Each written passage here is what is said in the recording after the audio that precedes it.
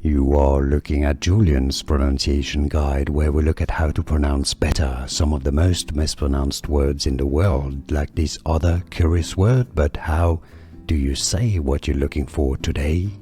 We are looking at how to pronounce this word, as well as how to say more confusing words and names that many are confused by or confused, so make sure to stay tuned to the channel. Not, silent K, not is how you say it. It's easy once you know both British and American pronunciations are similar. Not. And now you know. Like and subscribe if you found this video useful. Like it at least, it really helps. More videos here on how to pronounce more English vocabulary. I'll see you there to learn more. Thanks for watching.